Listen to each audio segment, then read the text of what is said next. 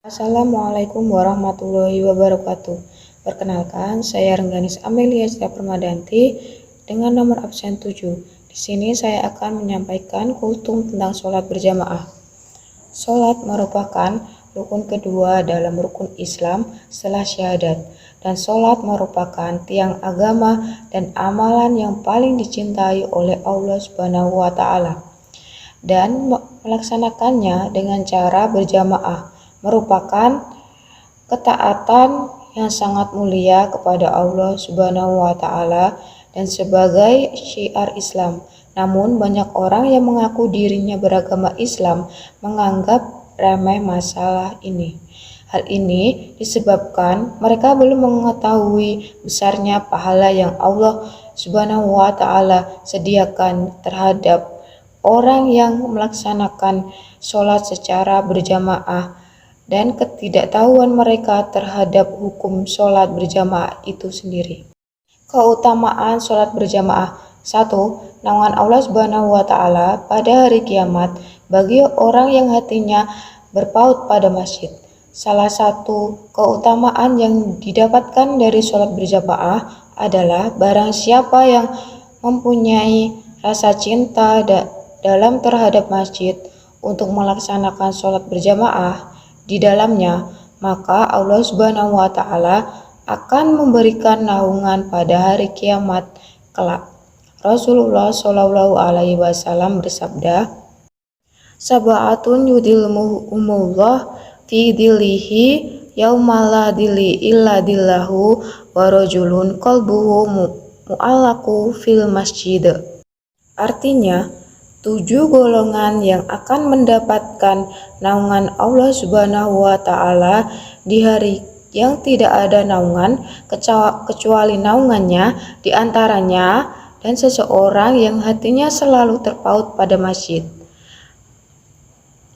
Muttafaqun alaihi, berkata Imam Nabawi ketika menjelaskan makna hadis di atas, yaitu orang mempunyai rasa cinta yang dalam terhadap masjid dan kontinu dalam melaksanakan sholat berjamaah di dalamnya, bukan berarti selalu tinggal di dalam masjid.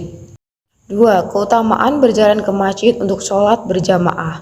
Rasulullah Shallallahu alaihi wasallam telah menjelaskan bahwa setiap langkah seseorang muslim menuju ke masjid merupakan salah satu sebab pengampunan dosa dan pengangkatan derajat. Rasulullah Shallallahu alaihi wasallam bersabda, "Ala adullukum ala ma yamhullah bihil khotoya wa yazfa'u bihir darujat."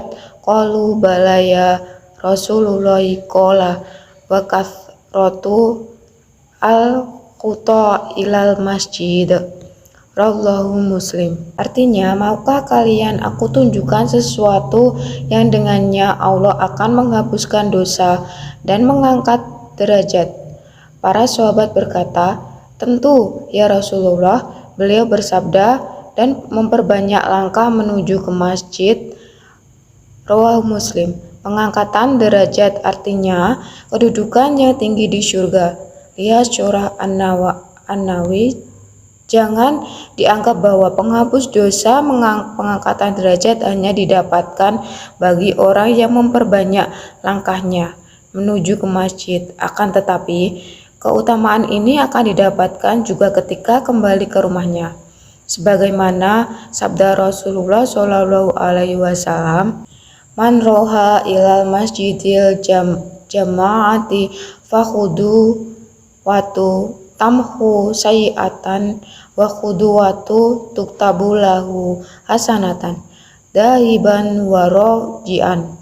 Rawahu Ahmad. Artinya, barang siapa yang menuju ke masjid untuk sholat berjamaah, maka setiap langkahnya menghapuskan dosa dan ditulis padanya satu kebaikan, baik ketika ia pergi maupun ia kembali. Hadis riwayat Ahmad. 3. Keutamaan menunggu sholat, dan di antara keutamaan sholat berjamaah adalah barang siapa yang duduk untuk menunggu sholat, ia akan senantiasa didoakan oleh para malaikat, makhluk yang tidak pernah bermaksiat kepadanya. Allah Subhanahu wa Ta'ala berfirman, la ya'sunallaha ma amarahum wa yaf'aluna ma yu'marun. Artinya, tidak mendurhakai Allah terhadap apa yang diperintahkannya kepada mereka dan selalu mengerjakan apa yang diperintahkan. 4. Keutamaan berada di shaf pertama dalam sholat berjamaah. Terdapat shaf dan Rasulullah Shallallahu Alaihi Wasallam telah melebihkan shaf awal atas shaf lainnya, dikarenakan di dalamnya terdapat keutamaan yang sangat agung. Rasulullah Shallallahu Alaihi Wasallam bersabda, "Lau ya'lamun nasu ma fi nada'i wasofi awali thumma lam yahidu illa an yastamihu alaihi la yastamu." Rawahu Bukhari. Artinya, kalau seandainya manusia mengetahui apa yang terdapat dalam azan dan shaf pertama, kemudian mereka tidak mendapatkannya kecuali dengan melakukan undian, niscaya mereka akan melakukannya. Hadis riwayat Bukhari.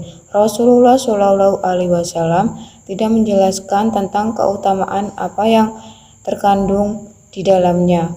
Hal ini menunjukkan betapa besarnya pahala yang terdapat di dalamnya, dan telah datang beberapa riwayat yang menjelaskan bahwa shaf awal juga menyerupai shafnya para malaikat. Sebagaimana juga terdapat riwayat bahwa Allah Subhanahu wa Ta'ala dan malaikatnya bersolawat terhadap orang-orang yang berada di shaf awal, dan Rasulullah Shallallahu Alaihi Wasallam pernah memintakan ampun kepada Allah Subhanahu wa Ta'ala atas orang-orang yang berada di shaf pertama dan kedua. 5. Keutamaan berada di shaf sebelah kanan. Diriwayatkan dari Aisyah berkata bahwa Rasulullah Shallallahu Alaihi Wasallam bersabda, "Innallaha wa malaikatihi yusholluna ala yaminis sufuf." Rawahu Abu Dawud. Artinya, sesungguhnya Allah dan malaikatnya bersolawat atas orang-orang yang berada pada shaf sebelah kanan. Hadis riwayat Abu Dawud dan Ibnu Majah. Dan adalah para sahabat menyukai untuk senantiasa berada di bagian kanan shaf apabila mereka sholat di belakang Rasulullah Shallallahu Alaihi Wasallam. Al-Bara radhiyallahu anhu berkata, "Kunna idza sholaina khalfa Rasulillahi ahbabna an nakuna an yaminihi fayuqabbilu alaina biwajhihi." Rawahu Abu Dawud. Artinya, kami apabila sholat di belakang Rasulullah Shallallahu Alaihi Wasallam, lebih kami sukai untuk kami berada di sebelah kanan beliau, karena beliau menghadapkan wajahnya pertama kali kepada kami saat salam. Hadis riwayat Abu Dawud. 6. Keutamaan mengucapkan amin bersama imam. Rasulullah Shallallahu Alaihi Wasallam telah menjelaskan tentang keutamaan mengucapkan amin bersama-sama imam dalam hadisnya yang diriwayatkan oleh Abu Hurairah radhiyallahu anhu, bahwasanya Rasulullah Shallallahu Alaihi Wasallam bersabda, "Idza qalal imamu ghairil maghdub alaihim waladdalaini faqulu amin, fa innahu man wafaqa qauluhu qaulal malaikatihi ghufira lahu ma taqaddama min dunbih." Rawahul Bukhari. Artinya, apabila imam mengucapkan ghairul maghdubi alaihim waladdallin, maka katakanlah amin, karena barang siapa yang aminnya bertepatan dengan aminnya para malaikat, maka akan diampuni dosanya yang telah lalu. Hadis riwayat Bukhari. 7. Pengampunan dosa atas orang yang melaksanakan sholat berjamaah setelah menyempurnakan wudhu. Di antara keutamaan dari sholat berjamaah adalah kabar gembira dari Rasulullah Shallallahu Alaihi Wasallam atas orang yang sholat berjamaah setelah menyempurnakan wudhu berupa pengampunan dosa.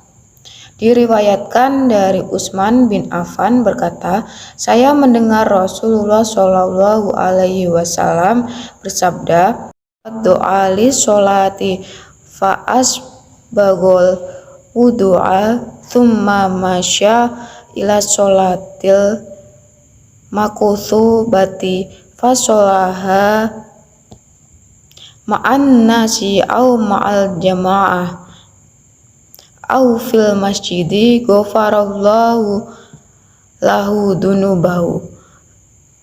Rawahu Muslim. Artinya, barang siapa yang berwudu dan menyempurnakannya kemudian berjalan untuk melaksanakan sholat fardu bersama dengan manusia atau secara berjamaah atau di dalam masjid, maka Allah Subhanahu wa Ta'ala akan mengampuni dosanya. Hadis riwayat Muslim. 8. Keutamaan sholat berjamaah atau sholat sendiri. Setelah terdapat beberapa riwayat yang menjelaskan tentang ganjaran bagi orang yang melaksanakan sholat secara berjamaah berupa pelipat gandaan derajat atas orang yang sholat secara sendiri-sendiri. Rasulullah Shallallahu Alaihi Wasallam bersabda, sholatul jamaati tafdulu sholatal fadhi bisab'in wa syirina darajat. Rawahul Bukhari. Sholat berjamaah lebih afdal dari sholat sendiri sebanyak 20 derajat. Hadis riwayat Bukhari. 9. Pembebasan atas orang yang senantiasa mendapatkan takbir pertama imam selama 40 hari. Rasulullah Shallallahu Alaihi Wasallam bersabda, man sholal lillahi arba'ina yauman fi jama'atin yudrikut takbiratal awali kutiba lahu baro'atani baro'atu minan nari wa baro'atu minan nafaq. Rawahu Tirmidzi. Barang siapa yang sholat selama 40 hari secara berjamaah dan selalu mendapatkan takbir pertama, maka ditetapkan baginya 2 pembebasan. Pembebasan dari api neraka dan pembebasan dari nifak. Hadis riwayat Tirmidzi. Ya Allah, janganlah Engkau wafatkan kami sebelum kami mendapatkan keutamaan-keutamaan ini. Amin. Sekian kultum dari saya. Wassalamualaikum warahmatullahi wabarakatuh.